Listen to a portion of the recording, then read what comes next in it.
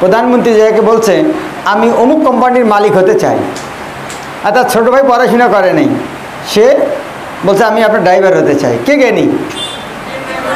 কে জ্ঞানী? জোরে বলুন।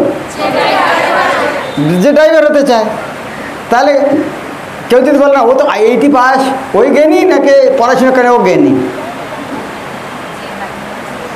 তার মানে ওই জ্ঞানটা হচ্ছে অজ্ঞান, যে IIT পাস গোটা অজ্ঞান।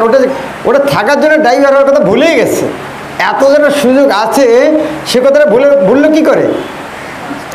ওই যে এতদিন IITতে পড়েছে, ওরা এতদিন ধ্যান করেছে আমি তো কোম্পানির চাকরি করব, আর এনার কাছে আসছে যে কোম্পানির মালিকই হয়ে যাব। ওটা ভুলেই গেছে যে ড্রাইভার হলে আরও কত সুবিধা। আবার বলছি, কে সবচেয়ে জ্ঞানী? যে কোম্পানির মালিক হতে চায় কি যে ড্রাইভার হতে চায়?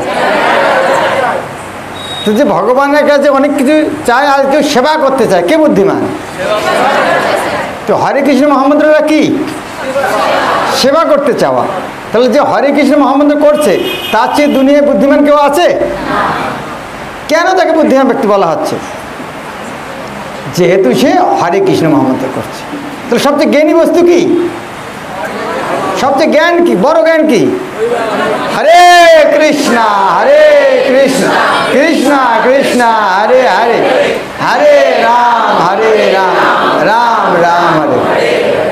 একজন বড় ভাই IIT, হে প্রধানমন্ত্রী আমি অমুক ফলানা কোম্পানির মালিক হতে চাই।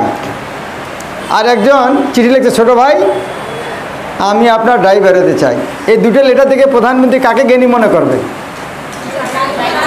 হ্যাঁ, তাহলে এই যে আমি ড্রাইভার হতে চাই, আমরা কীভাবে বলবো? এটা আমরা ড্রাইভার হতে চাই কীভাবে বলবো? কীভাবে ভগবানের কাছে কীভাবে বলবো? হরে কৃষ্ণ কৃষ্ণ কৃষ্ণ হরে হরে, হরে রাম রাম রাম হরে। তাহলে যারা হরিনাম করে তাদের